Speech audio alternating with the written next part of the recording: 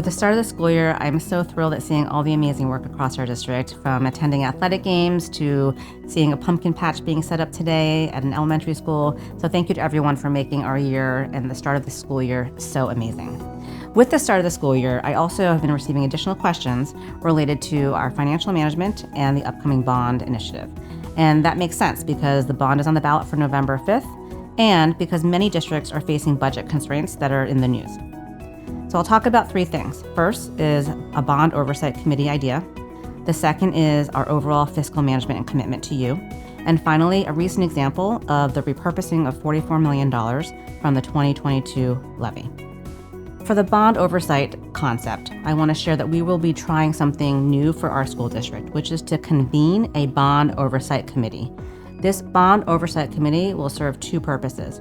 First and foremost, they will be informed and engage in dialogue around our progress on our projects as well as our budget towards that. And secondly, they will help us wrestle with questions that come up about economic changes in costs, as well as reprioritization questions that will come up as a result of that. That committee will be made up of family members, caregivers, guardians, staff, community members, as well as industry experts who bring financial and construction management expertise. I also hope there are students on that one. The second question that has come up is around overall financial transparency and accountability.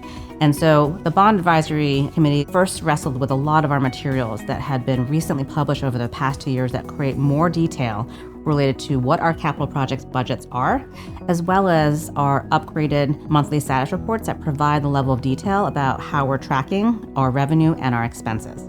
The Bond Oversight Committee that would be convened is another example of increasing our accountability and our oversight over taxpayer dollars. The final question is about a recent example that has come up where we have had to make choices and reallocate dollars. Last spring, our board repurposed and approved the repurposing of $44 million from the 2022 levy. They heard loud and clear from the Bond Advisory Committee about the priority need of ensuring safety and security things were in place for all of our schools. And that meant specifically adding vestibules to our 3 high schools, Liberty, Issaquah, and Skyline. And in addition, because we had heard during the Bond Advisory Committee about the need to increase our transportation footprint, as well as make offerings available for our early learners at the south end of our district, such as we have available currently at Holly Street in Issaquah, that we want to make sure that we are taking advantage of more favorable rates and land prices. So we want to accelerate that effort right now. Land will only cost more in the future. And the necessary fire alarms that are part of our normal work was also part of that safety and security bucket. That being said, that $44 million is going towards that effort now because we have the dollars available. And it also decreased some of the bond amounts that were being put forward as part of the bond advisory process.